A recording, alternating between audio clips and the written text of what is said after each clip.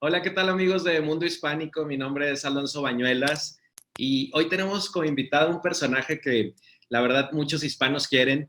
Ella tiene un talento muy especial para imitar.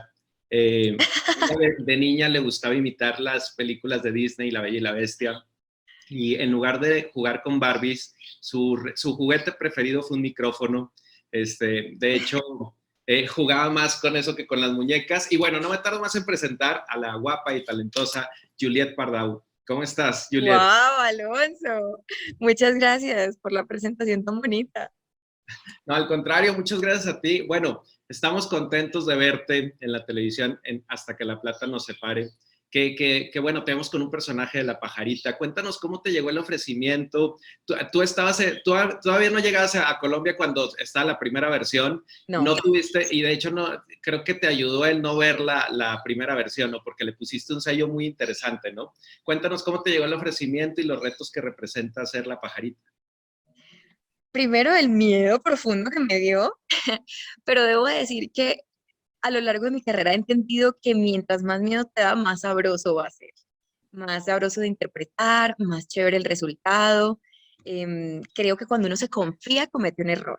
Yo acababa de terminar un proyecto que me puso ciertas limitaciones, de hecho, porque también era un antagónico y también tenía un tono de voz particular. Entonces yo tenía que alejarme totalmente de ese referente, porque sobre todo acá en Colombia, que los proyectos iban seguido al aire, de pronto en un mercado donde no te conocen, no importa, o si han pasado muchos años, tampoco importa, pero pues esto era seguido y por el mismo canal. Y ya eso ponía como ciertas limitaciones para mí en el proceso creativo. No puedes recurrir a estas cosas que te funcionan y te acaban de funcionar en ese personaje, pues chao, no existen. Y aparte, pues el hecho de que para muchos ya era un personaje conocido.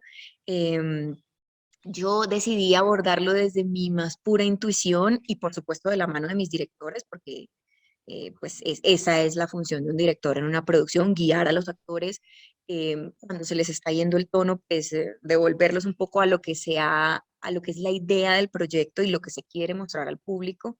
El libreto, que pues es un libreto divinamente escrito, hasta las acotaciones son perfectas, o sea, cuando estás un poco perdido en la escena, vuelve a las acotaciones y ahí recobras el camino.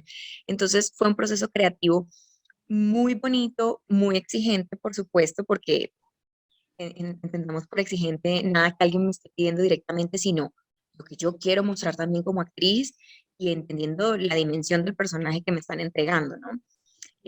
Pero bueno, más o menos ese fue el proceso y ha sido muy bonito y muy retador. Ahí estamos, ahí seguimos grabando Oye, y Juliet, seguimos muy atentos. a la pajarita la definen como, muy bien, a la pajarita la definen un poco como, este, tóxica y caprichosa. Tú has dicho que no eres ese nivel de tóxica, ¿verdad? O sea, porque, claro, No, te gusta a lo mejor que de repente si no le dan like, a lo mejor alguna foto tuya y un like, tu pareja sí le llegas a reclamar, ¿no? Pero no ese nivel de tóxica, ¿no? Pero cuéntanos qué tienes, no eres berrinchuda, supongo, como... no, no. Y mira, y soy hija única. Que mucha gente piensa que como hija única podría hacerlo, pero no.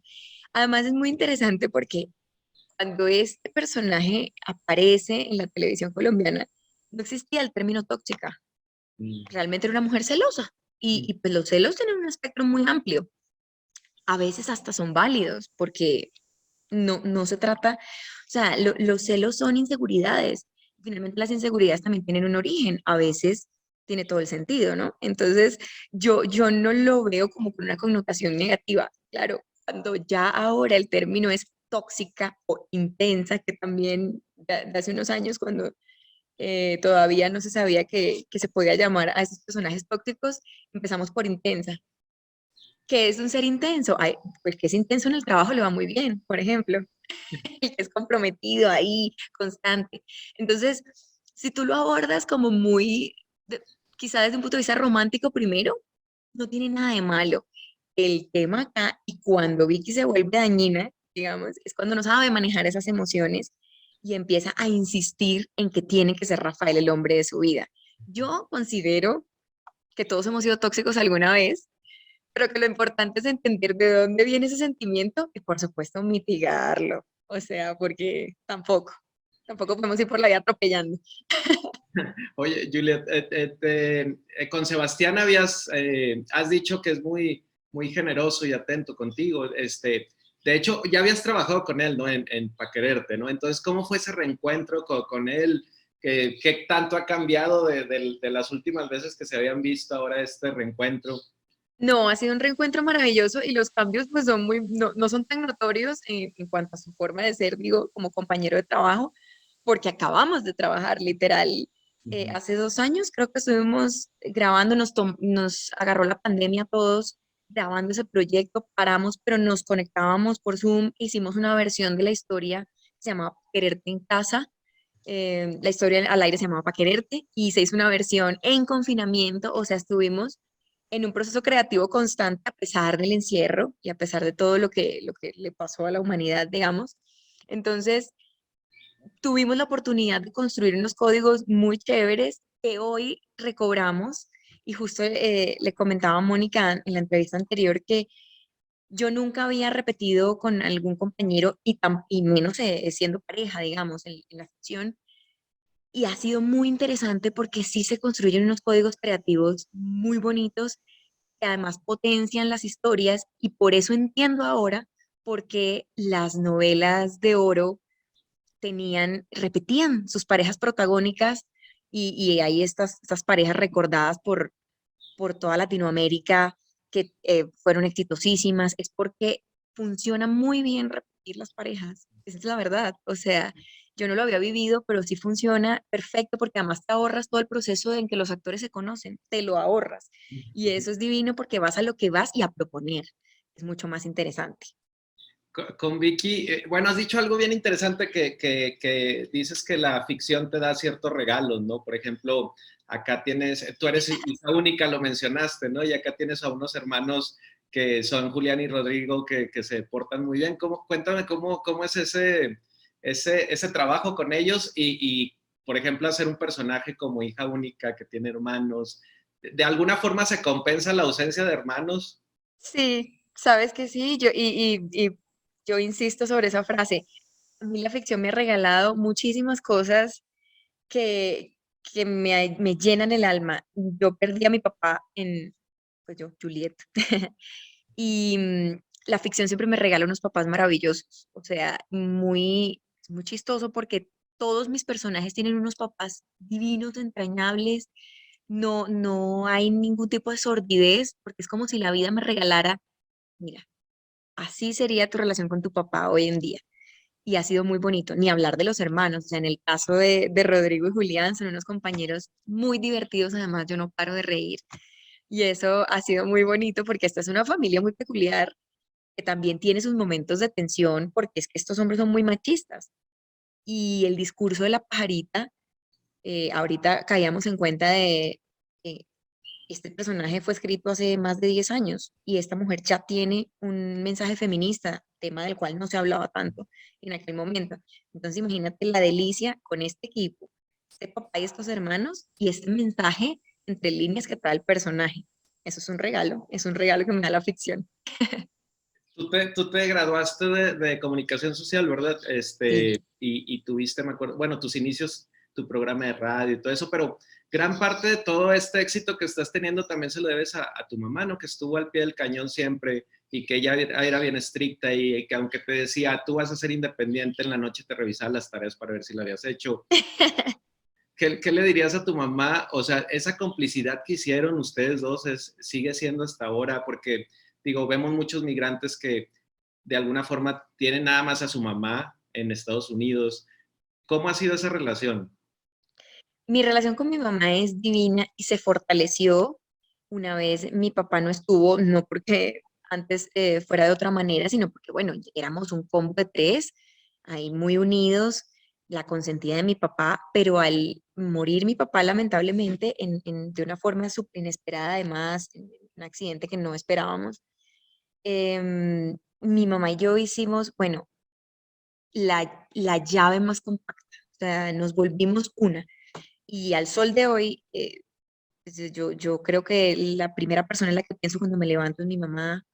Es una mujer luchadora, valiente, que se ha sobrepuesto además a una cantidad de cosas que yo en su momento no entendí.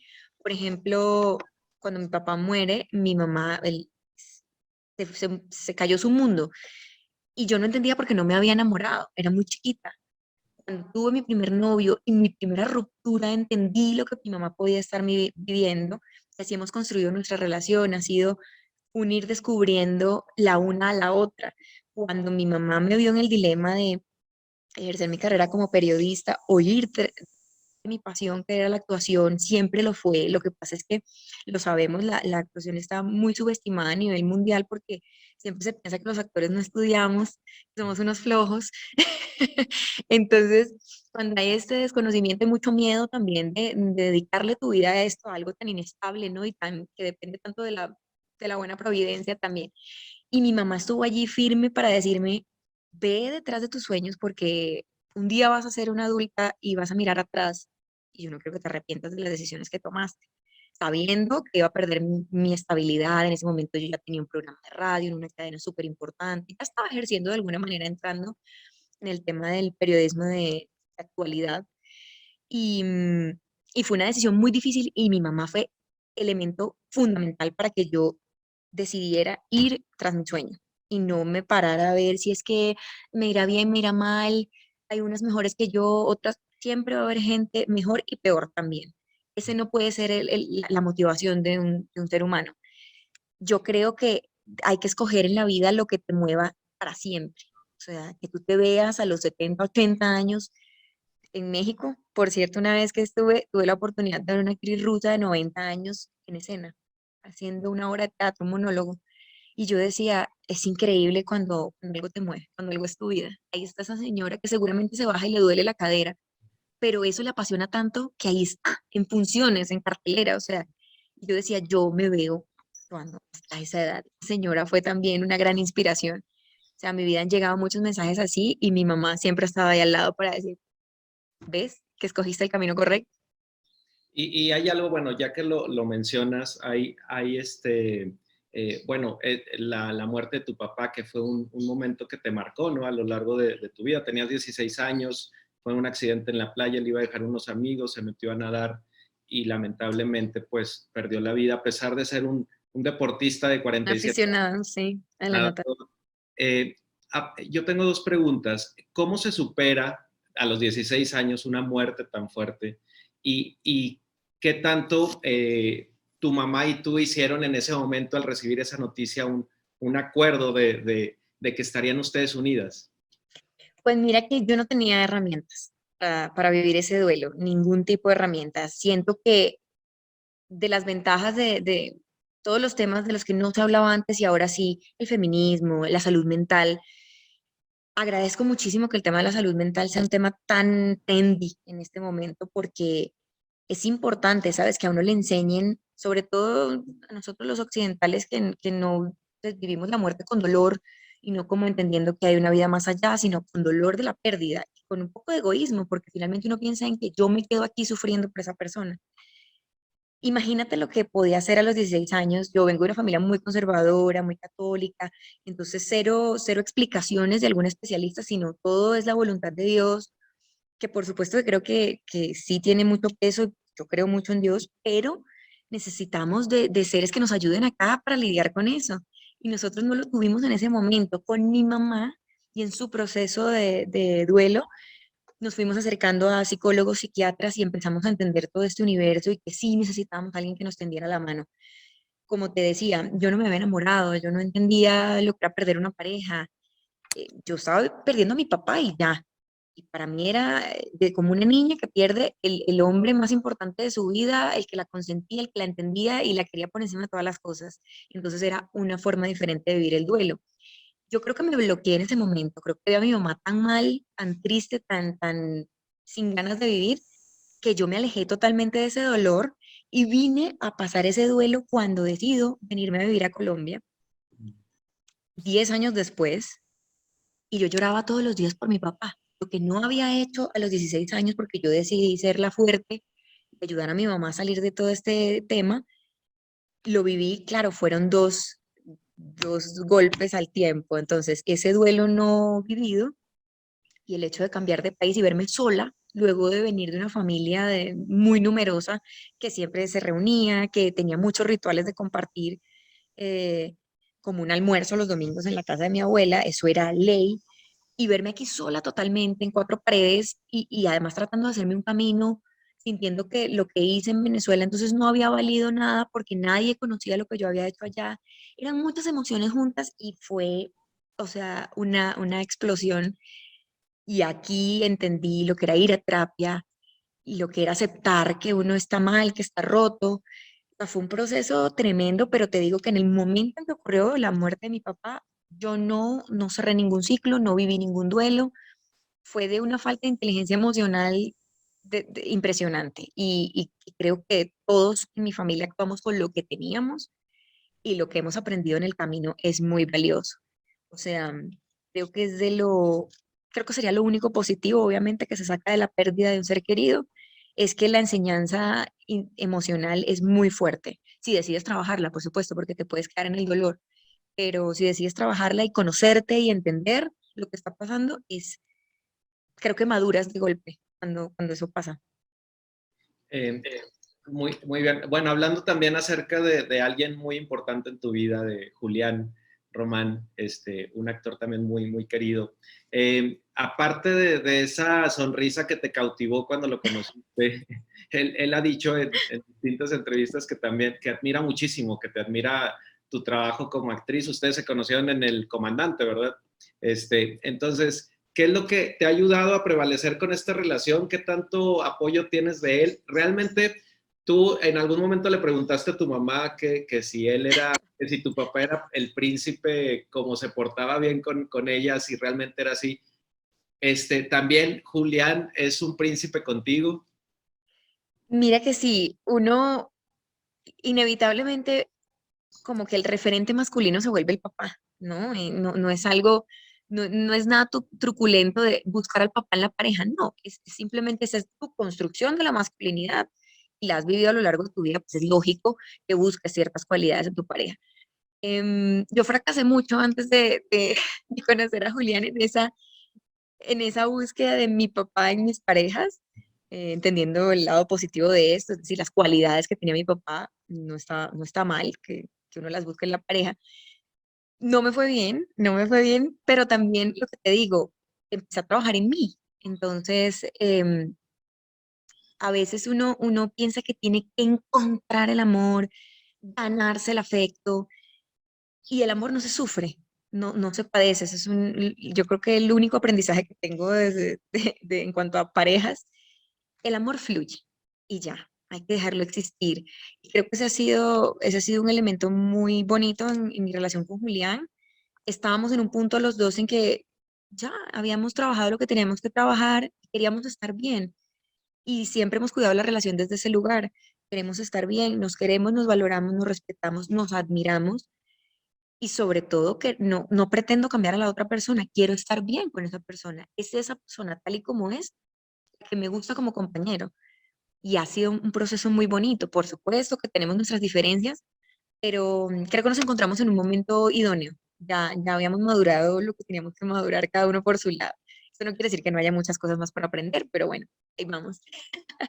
De colombiana tienes el amor a los frijoles, bueno, aquí decimos frijoles, allá dicen frijoles. En Este, Venezuela frijoles también. bueno, y de venezolana tienes la solidaridad, lo has dicho, pero de mexicana tienes algo. Ay, el amor por los tacos. Yo viví 7 meses en México y te puedo decir que comí tacos todos los días durante 7 meses. Y me pasó que yo decía, voy a sufrir con el picante porque la comida venezolana es cero picante, la colombiana tampoco, lo más picante que uno ve por ahí es una salsa tabasco, pero pues no es en esencia condimentada con esa intención. Y yo decía, voy a sufrir, Dios mío. Y al mes 3 viviendo en México, yo ya me comía el hot dog en el cine con jalapeño. O sea, igual a mí me gusta adaptarme y entregarme a la cultura donde estoy viviendo. Así lo hice cuando me vine a vivir a Colombia. Esos 7 meses en México, por supuesto, yo no me quería regresar. Ya era novia de Julián y me regresé. Pero yo pensé mil veces en quedarme en México. Me encanta el cine mexicano, la comida mexicana, los mexicanos. Tengo grandes amigas mexicanas. trabajé delicioso, me trataron increíble, o sea, me parece una cultura espectacular que además una de las cosas que más me fascina es que aman tu país profundamente y eso no es tan común en Latinoamérica. Los latinos le damos muy duro a nuestros países y me gusta eso del mexicano, que defiende lo suyo y te lo vende. A mí todo el mundo me decía, quédate, aquí hay para todos. O sea, eso me encantó porque nadie me dijo, devuélvete a tu país, sino bienvenida siempre. Eso es bonito, eso habla de la cultura del mexicano. Sí, o sea, la verdad es que estaría muy bien que próxima protagonista de telenovelas mexicanas, pues, queremos verte por acá. Pero bueno, también tú como muchos hispanos y muchos inmigrantes que tienen que irse de su propio país, tú tuviste que irte a Colombia, de Venezuela a Colombia, y al llegar, a pesar de que tenías mucho éxito en Venezuela, venías de películas exitosas, series exitosas, y allá tuviste que meserear, tuviste que pasear perros. ¿Qué le dirías a los hispanos que de alguna forma también tienen que dejar lo que tienen en sus países por buscar su sueño, ¿no? ¿Tú en algún momento pensaste en tirar la toalla?